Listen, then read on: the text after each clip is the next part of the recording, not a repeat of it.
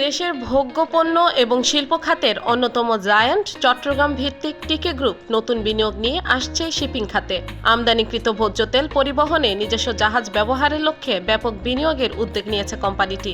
পরিকল্পনার অংশ হিসেবে টিকে গ্রুপের সহযোগী প্রতিষ্ঠান সামুদা শিপিং লিমিটেড 157 কোটি টাকা বিনিয়োগে এমটি সামুদা নামে একটি অয়েল অ্যান্ড কেমিক্যাল ট্যাঙ্কার কিনছে, যার পণ্য পরিবহন সক্ষমতা 24,025 টন।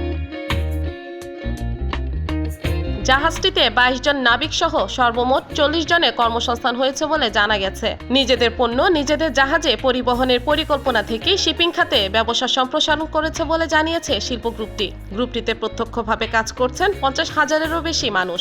গ্রুপটির বার্ষিক টার্নওভার 18,000 কোটি টাকার বেশি। টিকে গ্রুপের তথ্য অনুযায়ী প্রতিষ্ঠানটি বছরে শুধুমাত্র ভোজ্য তেল আমদানি করে 8 লাখ টন। প্রতি টন ভোজ্য তেল আমদানিতে জাহাজ ভাড়া দিতে হয় প্রায় $40। সেই হিসেবে বছরে ভোজ্য তেল পরিবহনে টিকে গ্রুপের ব্যয় হয় $32 মিলিয়ন। টিকে গ্রুপের নিজেদের আমদানি করা শতভাগ ভোজ্য তেল পরিবহন করতে আরও 3টি অয়েল অ্যান্ড কেমিক্যাল ট্যাঙ্কারের প্রয়োজন। প্রায় 1 লাখ টন পণ্য পরিবহন সক্ষমতা জাহাজ হলে টিকে গ্রুপ নিজেদেরই জাহাজেই শতভাগ পণ্য পরিবহন করতে পারবে। এমটি সামুদার মাধ্যমে ইন্দোনেশিয়া থেকে 2টি ভয়েজে 22,000 টন করে 44,000 টন পাম অয়েল আমদানি করা হয়েছে। প্রতি টন $40 হিসেবে 44,000 টন ভোজ্য তেল পরিবহনের ভাড়া বাবদ $1,76,000 মূল্যের পণ্য এমটি পরিবহন হয়েছে। শিপিং খাতে নিজেদের পরিকল্পনার কথা জানান। শুধু ভোজ্য তেলই নয়, ভোগ্য পণ্য, সিমেন্টের কাঁচামাল, অন্যান্য শিল্প প্রতিষ্ঠানের কাঁচামাল আমদানিতে চার্টার ভেসেলের উপর নির্ভর করতে হয়।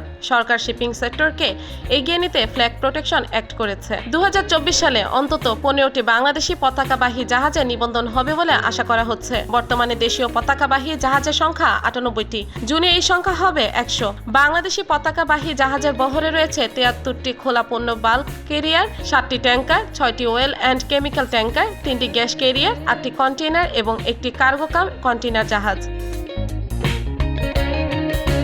2019 সালে নতুন করে বাংলাদেশের পতাকাবাহী জাহাজ আইন 2019 প্রণয়ন করা হয়। এই আইনের মাধ্যমে স্থানীয় বন্দরে বাংলাদেশের পতাকাবাহী জাহাজের অগ্রাধিকার নিশ্চিত করে 50% পণ্য স্থানীয় জাহাজে বহন করার অনুমতি দেওয়া হয়েছে, যা আগে ছিল 40%।